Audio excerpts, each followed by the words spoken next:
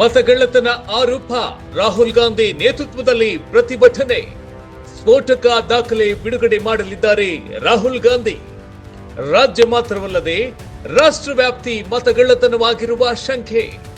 ರಾಷ್ಟ್ರವ್ಯಾಪ್ತಿ ಭಾರಿ ಚರ್ಚೆಯಾಗುತ್ತಿದೆ ರಾಹುಲ್ ಗಾಂಧಿ ಆರೋಪ. ಇಂದು ಬೆಂಗಳೂರಿನಲ್ಲಿ ನಡೆಯುತ್ತಿದೆ ಕಾಂಗ್ರೆಸ್ ಪ್ರತಿಭಟನೆ. ರಾಹುಲ್ ಗಾಂಧಿ, ಮುಖ್ಯಮಂತ್ರಿ ಸಿದ್ದರಾಮಯ್ಯ, ಉಪಮುಖ್ಯಮಂತ್ರಿ ಡಿಕೆ ಶಿವಕುಮಾರ್, ಎಲ್ಲ ಮಂತ್ರಿಗಳು, ಶಾಸಕರು, ಸಾವಿರಾರು ಕಾರ್ಯಕರ್ತರು ಸೇರಲಿದ್ದಾರೆ ಫ್ರೀಡಂ ಪಾರ್ಕ್ಗೆ. ರಾಜ್ಯ ಬಿಜೆಪಿಗೆ ದೊಡ್ಡ ತಲೆನೋವಾಯಿತು ಕಾಂಗ್ರೆಸ್ ಹೋರಾಟ. ರಾಜ್ಯ ಮಟ್ಟದಲ್ಲಿ ಮಾತ್ರವಲ್ಲದೆ ರಾಷ್ಟ್ರ ಮಟ್ಟದಲ್ಲಿ ಮತಗಳ್ಳತನ ಆರೋಪ ಕೇಳಿಬಂದಿದೆ. ತೀವ್ರ ಚರ್ಚೆಗೆ ಕಾರಣವಾಗಿದೆ. ಮತಗಳ್ಳತನ ವಿರುದ್ಧ ಲೋಕಸಭೆ ವಿರೋಧ ಪಕ್ಷದ ನಾಯಕ ರಾಹುಲ್ ಗಾಂಧಿ ಅವರ ನೇತೃತ್ವದಲ್ಲಿ ಇಂದು ನಮ್ಮ ಮತ ನಮ್ಮ ಹಕ್ಕು ಎಂಬ ಬೃಹತ್ ಪ್ರತಿಭಟನೆಯನ್ನ ಸ್ವತಂತ್ರ ಉದ್ಯಾನವನದಲ್ಲಿ ಪ್ರತಿಭಟನಾ ಸಮಾವೇಶವನ್ನ ನಡೆಸಲಿದೆ ಕಾಂಗ್ರೆಸ್ ಪಕ್ಷ. ಸಮಾವೇಶದ ನಂತರ ರಾಹುಲ್ ಗಾಂಧಿ ಸೇರಿದಂತೆ ಕಾಂಗ್ರೆಸ್ ನಾಯಕರು ಮುಖ್ಯ ಚುನಾವಣಾಧಿಕಾರಿಗಳ ಕಚೇರಿಗೆ ತೆರಳಿ ಮತಗಳ್ಳತನದ ಕುರಿತಂತೆ ದಾಖಲೆ ಸಹಿತ ದೂರು ನೀಡಲಿದ್ದಾರೆ.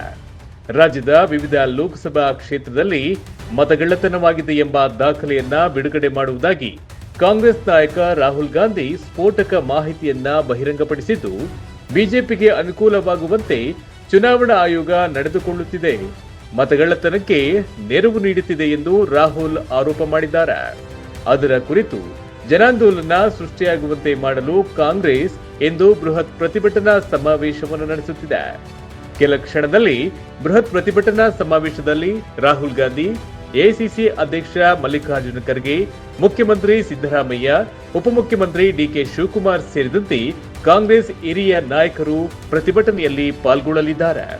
ಸ್ವತಂತ್ರ ಉದ್ಯಾನವನದಲ್ಲಿ ಪ್ರತಿಭಟನಾ ಸಮಾವೇಶಕ್ಕಾಗಿ ಬೃಹತ್ ವೇದಿಕೆಯನ್ನ ನಿರ್ಮಾಣ ಮಾಡಲಾಗಿದೆ. ಜೊತೆಗೆ ಸಾರ್ವಜನಿಕರಿಗಾಗಿ 8,000 ಆಸನಗಳನ್ನ ಅಳವಡಿಸಲಾಗಿದೆ. ಅದರ ಜೊತೆಗೆ ಸ್ವತಂತ್ರ ಉದ್ಯಾನವನದಲ್ಲಿಯೂ ಆಸನ ವ್ಯವಸ್ಥೆ ಕಲ್ಪಿಸಲಾಗಿದ್ದು, ವೇದಿಕೆ ಕಾರ್ಯಕ್ರಮ ವೀಕ್ಷಣೆಗಾಗಿ ಎಲ್ಇಡಿ ವ್ಯವಸ್ಥೆಯನ್ನು ಕೂಡ ಮಾಡಲಾಗಿದೆ.